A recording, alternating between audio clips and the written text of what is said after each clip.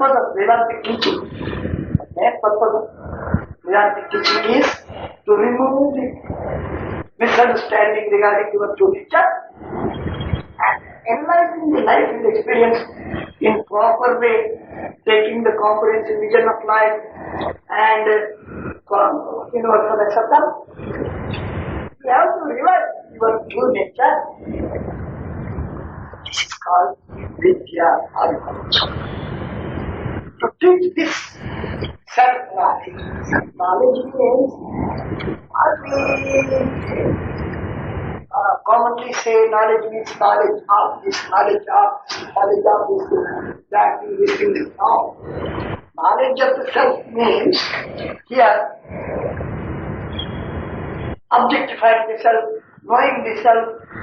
No, that's it. To know the self is to be the self.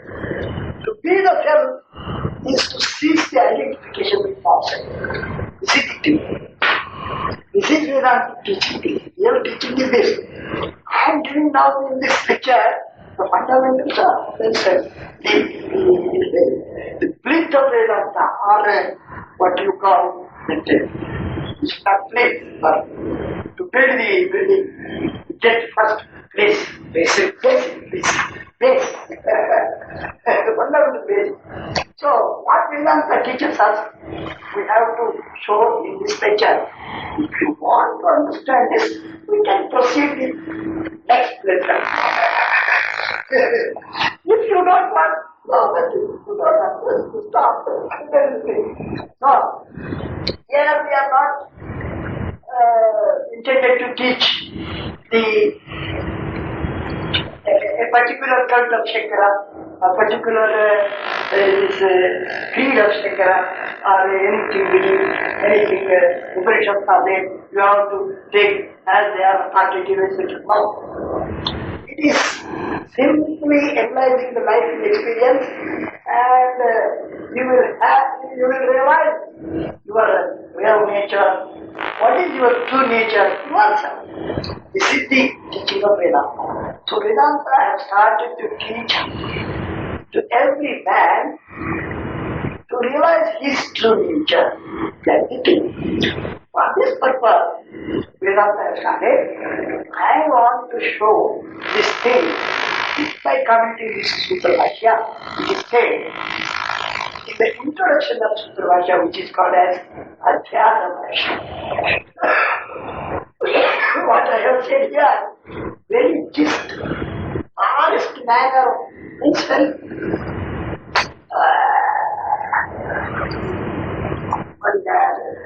I say very brief explanation of Adhyasa. Means Adhyasa is in our life. It is not to be believed and believed. Whenever I say I am, then I have to mix what I am really and what is not myself. I have to mix, then only it is possible. So, analyzing this thing, realizing the true nature is the main purpose. For this purpose, these Brahma Sutras or Vedanta Mimamsa Sutras or Sharika Mimamsa Sutras are started. I will show this thing throughout in this book connected Sutra. It is propagated by Shankara, taken for proposition in Adhyasa Bhashya. Why we have to say this Adhyasa Bhashya means so many people misunderstood regarding Vedanta. Vedanta means getting some mystic experience or getting some occult knowledge or occult siddhis, some powers, etc. This is not Shankara. There are so many other sciences like yoga, etc. If you have practiced, you will have so many powers. One thing Shankara has accepted in his Bhashya. There are so many yogins who can see from here to America without any means. Without any means. He says, like, for example, if we want to see something, we have to have the correct eyesight and also light. But this cat or tiger, these animals are not required the light. They can see in the darkness also. There is some rare rays. With that they can see. And yogins can see without eyesight. Only this, through their power of mind, they can see. My sister is in Los Angeles, nearby Los Angeles. What my sister does now, one yogin may say, she does this thing now. It is the correct. It's very tremendous power, yogic power. And there are Shankara writes, for us, as we are the common people, there are the power spirits. Everywhere in Russia, we represent the common man's view. So, probably Vedanta is misunderstood as getting some power, getting some mystic experience, getting some occult practice and yogic samadhis, that thing, this thing. No. In Vedanta, the very fundamental is that whatever you want to get by doing something, it is in the influence of ignorance. Because whenever you say, I have to do this practice, I have this power, yes, then you have to accept that I am so and so. I will. This is the ignorance first. So, and also, another thing is, whatever you may do, whatever you may achieve, just you imagine your highest. This is that for you. That highest also is knowledge. That is why it is done and achieved. That which is done and achieved is knowledge. This is the fundamental, the very first teaching of Vedanta. Here, your being is the only eternal. It is beyond the concept of time and space. It is beyond the realm of ego, emotion, and sense organs, etc. So, that your own being is the eternal. Otherwise, all other things are non-eternal. So, this discrimination must be there. He who wants to know the Vedantic teaching has to give up all these things. I have to do this, I will have this, and I have to gain this, I have to get these powers, that mystic experiences, I have to enter in samadhi. No, nothing. But those sciences are there. Use of those sciences also is there. We are not condemning the usage of those sciences from the empirical standpoint, but we are not going with them. Here it is very over-applied we have to go towards nature. Yes, one question we have answered. Today's session is completed. What is that question? For me, suppose we have realized our true nature of being according to your Vedanta. What is the benefit for us? What will be the benefit for us? There is no benefit. It is useless. So why we have to follow this Vedantic method? But this our Guruji was saying that. Yes, very good question. The main benefit is that I have to get some benefit. This madness will go.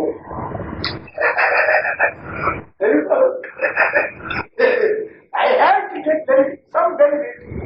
This madness will go. This is the great benefit for us. We want some benefits from other things, from other practices, from other methods. But I have no necessity to getting benefit. This is the realization. So, from the standpoint of Vedantic approach, we say, if will be free from all cycles of desires, sorrows, and all these things. And he will get permanent peace. He will get his own nature of bliss, no necessity to getting happiness from other things, etc. That's it. So, if you want to listen to this, the second fundamental is that cognizing, witnessing principle of life according to the teachings of Vedanta. Today, I have said only first fundamental, that is, what we say, I am so and so, this is ignorance. This ignorance is there due to want of discrimination regarding the true nature of yourself and the non-self. So, we have to take analyzation of life and experience according to the teachings of Vedanta, rely on universal acceptance and comprehension of life. This subject is here. And we will realize our true nature of the self, that is called Vidya. Not realizing the nature of the self, it's not avidya or ignorance. Yes. In the next session, we will discuss regarding the witnessing principle of life. How we have to do that. Are you all outside? Kulkarni speaking Kulkarni speaking on the nature of the witness. Om Sarvat Madachan Tattvatvendam Tirat Yasya Bodhe Vedsiddhi Sree Shankara Keshav Padaya Suprabhashya Kato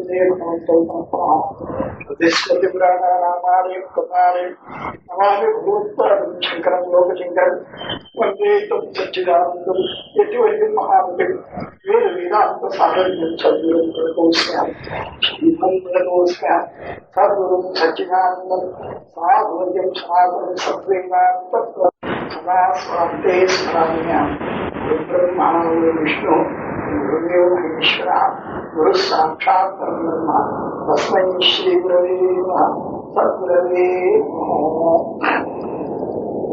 In the morning we have discussed what is the subject matter of Vedanta.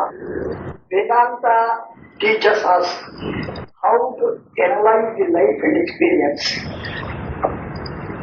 This analyzation should take place on the firm ground of universal acceptance and comprehensive vision of life.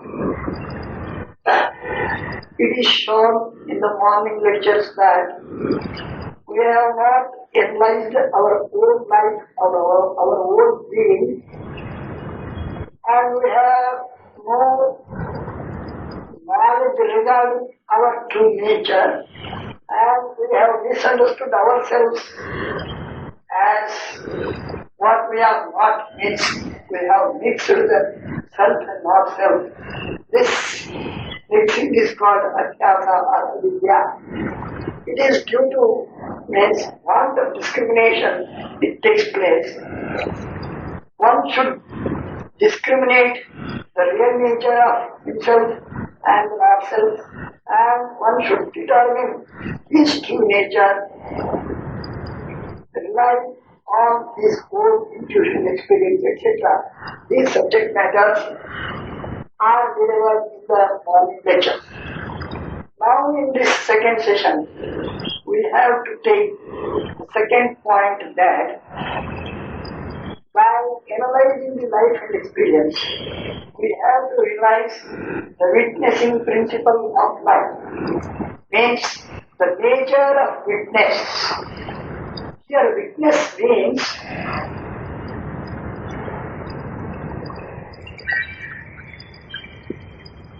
it should not be taken as the empirical sense. It is in the empirical sense. it is very peculiar thing that the witnesshood itself is attributed on the real nature of one's own being for the purpose of teaching. This is to be remembered here. Otherwise, what we say, there is one witness and other is witnessed there. At first place it is correct. That's why every word gives the meaning of realistic empirical state.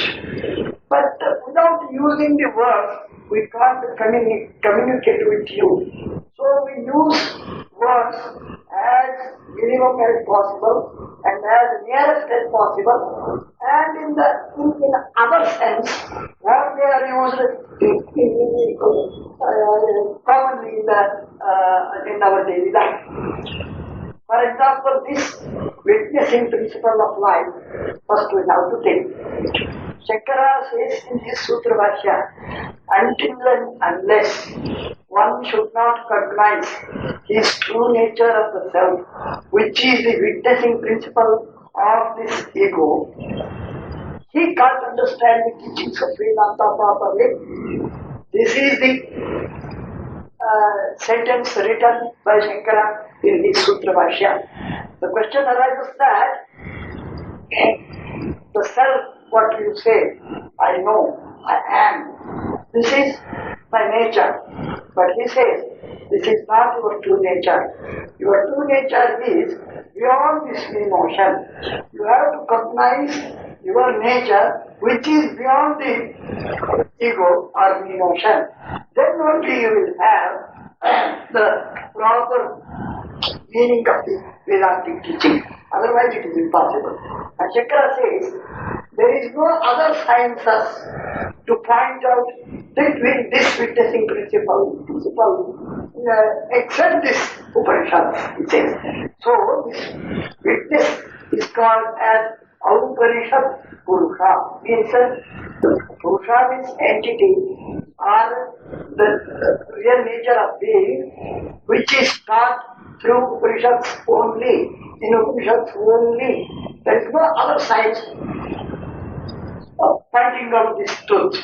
This is the main thing Shankara has delivered here. Now we have to go how we have to recognize that witnessing principle. This is the question. Here, in the first place, simply we will start in one method. If I want to see outer things, I use my eyes. The outer things are objects and my eyesight is the subject. I have to take identification with my eyesight and I say, I see. This is said in the morning session. Devaraya, 1 second please.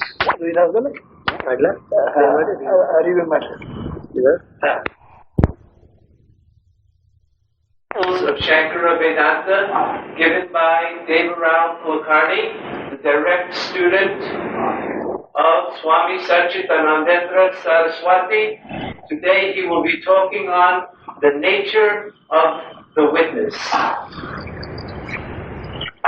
In the previous lecture, we have discussed the teaching of Vedanta relies on universal acceptance and comprehensive vision of life. According to this new notion is adhyasa or avidya. It is the mixture of real nature of the self and non-self. This is called avidya. This avidya should be removed through viveka. Viveka means discrimination, means separating, discriminating from the not-self, the true nature of the self. This is called vidya. This true nature of the self is called in Vedanta as witness or witnessing principle of life, witness of ego. Shankara says this thing in his Sutra Bhashya. Unless and until one known this truth of witnessing principle, he will not get proper understanding of the teachings of Vedanta. So it is very essential to understand this witnessing principle means the nature, true nature of the self. Here, commonly self means one's own self, I am there. But the witnessing principle of life, which is the true nature of the self, is not this me notion, not this idea of I. It is beyond this idea of I, beyond the me notion. That is called witness. Shankara says in his Sutra Bhashya, all are assuming that I am. This I am is my true nature. But Vedanta says that your true nature is beyond this I sense, means me notion. You have to recognize that truth as your own self. So, this is very important thing in Vedanta.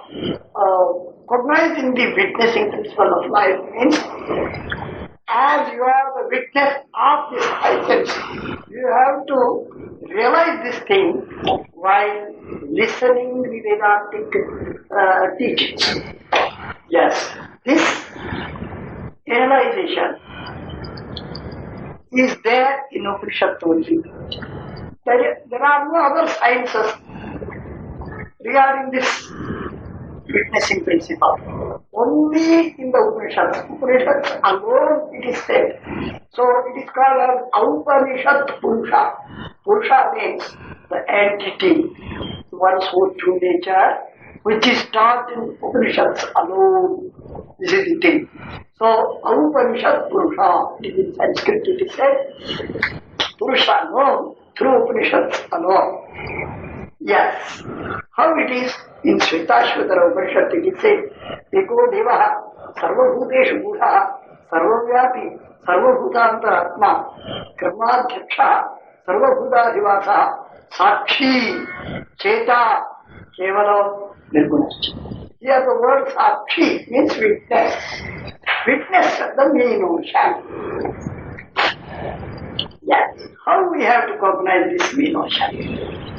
It is very difficult to explain as we want to explain other things regarding the worldly things.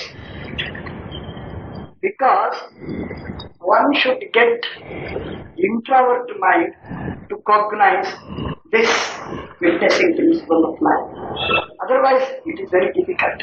It is very subjective idea and it goes very core of life, means inside. Naturally, our mind goes outside. The habitual flow of the mind is towards the world, not towards the self. Here, we have some tension inwardly. It is very difficult for all people. But some are endowed with this. Yes. First, how we have to recognize that witnessing principle? Let's see. Here, two things are remembered. Very important things are there. One is, first we have to recognize our true nature, which is beyond the I sense or me notion. This is one. And then, that witnessing principle is the substratum of all phenomena of the world. This is second thing. Probably Vedantins say that there is witness for this I sense, etc. But they are not talking regarding the same witness is the substratum of the whole universe which appears in that witnessing principle of life. This is second thing. This second thing is forgotten nowadays by Vedantins. So, I want to touch both the things here in this lecture. The first, we have to recognize our true nature, which is beyond the notion. Here, again we have to rely on the common experience and comprehensive vision of life. For example, in the waking state, we say that I am so and so, etc. This I am so and so is restricted to this waking state alone. And then when we enter in the sleep, deep sleep, there will be no ego. It is evident for all. And then, if we will have a dream, then in that dream, we start again, I am so and so, etc. That me notion is separate from this me notion. And this me notion is separate from that me notion. And in a deep sleep, there is no me notion. This is experienced by us. Here is the crucial point. Means, how you came to know that this me notion appears and disappears. That me notion appears and disappears. Means, the me notion which appears in dream state, it appears, and when the dream is over, then it is disappeared. This me notion is restricted to waking state, it appears. When waking state goes, we enter in the deep sleep, then it disappears. Yes, you have agreed with this point. It is common for all and evident for all. But the question is, how you came to know this thing of appearance and disappearance of this ego? This is the question. Common man says, through my intellect. No, it is wrong. That's why I will say one thing here. If we want to see outer things, we use our eyesight. Yes. When we want to say that my eyesight is correct or not, then we take identification with our mind and we objectify our eyesight. Means, eyesight objectifies the outer colors or forms. The mind can objectify the defects of the eyesight. And then when I say my mind is very fickle mind and my mind is suffering by something and now my mind is not correct, now my mind is quiet, etc. etc. When we want to say this, then we have taken stand in our intellect, which is the controlling capacity of the mind, and then we objectify our own mind, taking stand in the intellect, which is called as buddhi in our Sanskrit word. It is called in English as intellect. Intellect is the capacity of the controlling of the mind. He who has no intellect, he will become a madman, and as he wants, he starts to speak according to the mind. But wise man does not do this thing. He controls his mind, and what should be taught, what should be what should be taught, what should be thought, what should be done. He goes with those ideas, so he controls his mind. So when we objectify our mind, then we are the intellect. Means I have taken identification with my intellect. In sometimes, so many subjects are there in modern science, or these logicians say so many subjects, and psychologists say so many subjects. So many good scientists say something, but we don't know all these things.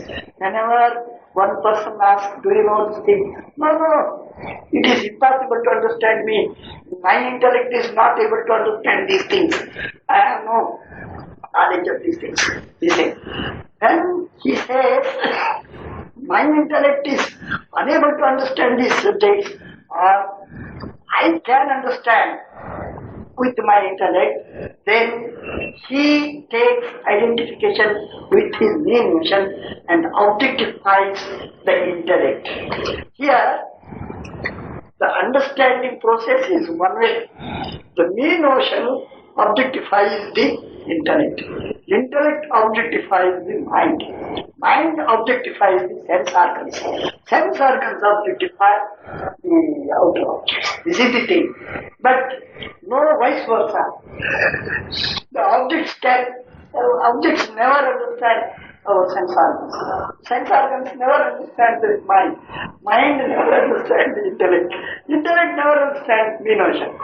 Here, the crucial question is that this me notion appears in the waking state in one form, and it has appeared in the dream state in another form. In deep sleep, it has disappeared. How do you tend to know this thing? Here, if we put this question, common man says what I have said before. Through our intellect we know. No. That's why intellect has no capacity to objectify the me notion. Then the appearing and disappearing of the me notion, when we have understood how it is possible to understand through this intellect. But one thing is that we understood this thing by our true nature, which is the witnessing principle of life, which is the witness of this ego remaining there. And we have taken stand there and we say, there was no me notion in deep sleep. I knew nothing in my deep sleep. I slept happily, etc. Common man says. Then he said, he has given up the identification with his me notion, and automatically, unknowingly, he has taken stand in his true nature of the witness.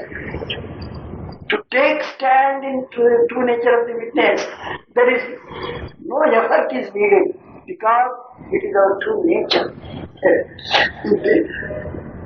You may or may not understand the truth, but you are that. Shankara says, Tattvam asi. That the word, that witnessing principle is your true nature. And it says, then you should not understand after doing something, after death, I will have that. No. Here and now you are. It is ever present tense. So, then one man says that I knew nothing in my deep sleep and I slept happily, I dreamt, etc. In this case, he is the witness.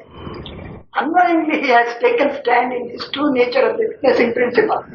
But while he expresses, he wants to express this thing. He takes the help of this intellect and me notion and all other organs. Then he confuses that I have understood that thing through my intellect. Here I will give one small example. For example, reading. I read this book. Yes, I have started to read. Probably, reading takes place through the mouth or the organ of speech. Everyone says, through the organ of speech, he reads or tells something. It is correct. But strictly speaking, reading is concerned to eyesight only, not to the organ of speech. For example, one can read closing his mouth and seeing through the eyes. He can read. But closing his eyes, it is impossible to do. So, to read, eyesight is the predominant. To express what he has read, this speech is instrument. So, when we say, I knew nothing in my deep sleep, I slept happily, in this case, this thing is known through our true nature of the witness.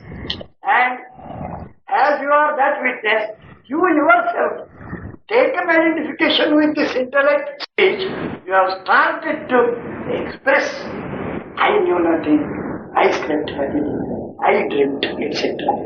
So, these notions are called in Vedanta as intuitional experiences. Intuitional experiences means In previous lecture also I have said this thing. Intuitional experience is quite different from intellectual experience.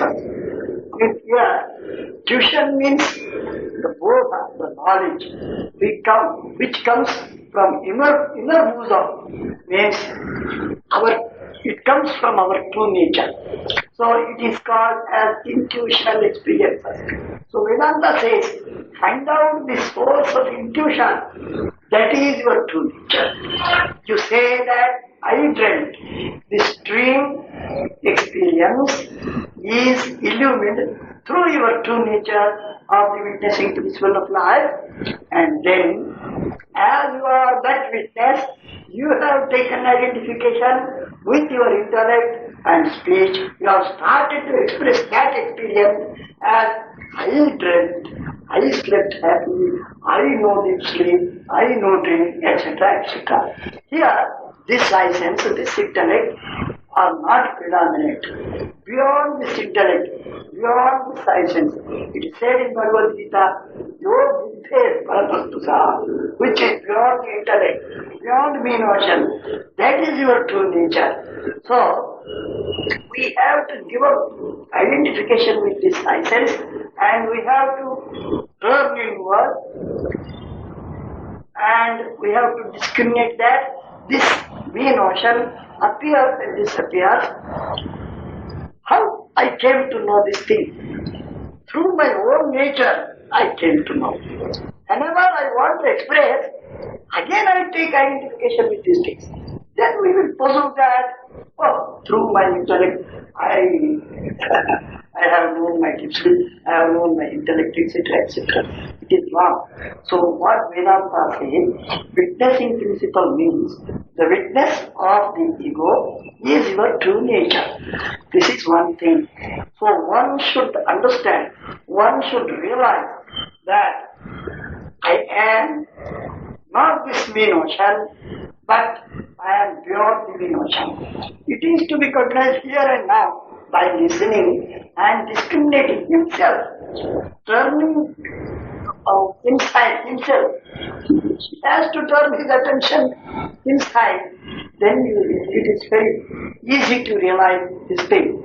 So, this is this very fundamental, very main fundamental of Vedanta in Shankara Vedanta, because says, unless and until if you have not cognized this thing, it is very difficult to understand Vedantic teachings. This is it. So, the witnessing principle of life means witness, nature of the witness means this. Whenever this I sense appears and disappears, it has no change. It illumines the appearance of the notion and disappearance of the me notion. It can disappear or appear. It is as it is, and it illumines both the things. It is to be taken, it is to be understood by the aspirant. This is one thing. Another thing is, yes, I agree with the point that there is witnessing principle or witness, nature of witness beyond I sense. We know appearance and disappearance of the me notion being as witnessing principle. Yes, I agree. Here the other question arises, as I am here, for me one witness is there. Here other gentleman is sitting.